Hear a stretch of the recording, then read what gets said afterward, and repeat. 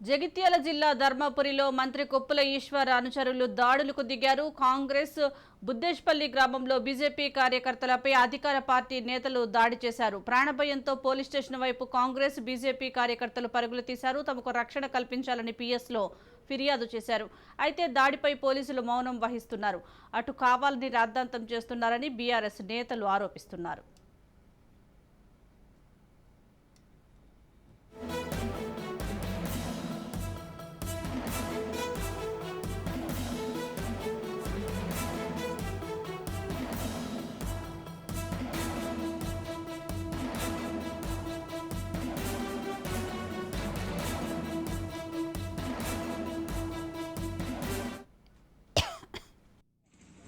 మధ్యలో పెట్రోలింగ్ చేస్తున్న టైంలో ఎస్ఐ గారు వచ్చి మమ్మల్ని కాపాడినారు.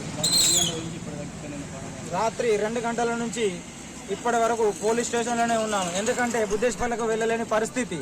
అక్కడ రోడ్డు స్టేజ్ మీద 15 మంది సభ్యులు కలిసి కొడతారు అన్న భయంతో మేము వెళ్ళలేక రాత్రి 2 గంటల నుంచి ఇది పొద్దున 8 గంటల వరకు స్టేషన్లోనే ఉండడం జరిగింది. కొంతమందిని ప్రేరేపించడం వల్ల మా ఎంపీపీ ఎడ్ల చిట్టిబాబు గారు, మా గ్రామ ఉప సర్పంచు ఈర్శెట్టి రాజయ్య గారు కొంతమంది దళితుల వ్యక్తులను, నేతకని సామాజిక వర్గానికి సంబంధించిన కొంతమంది దళితుల వ్యక్తులను మా మీదికి ఉసుగొల్పుతూ, అలాగే ఈ గ్రామంలో ధర్మపూర్లో కొంత పేరున్న వ్యక్తులను పిలిపించి మమ్మల్ని పిలిచి పార్టీ మారని ఒత్తిడి చేయడం కూడా జరిగింది. గతం లోపల మేము ససమీరా అంటూ మా ఆత్మాభిమానాన్ని చంపించుకోక మా ఇష్టం వచ్చిన పార్టీలో మేము పనిచేస్తున్నాము.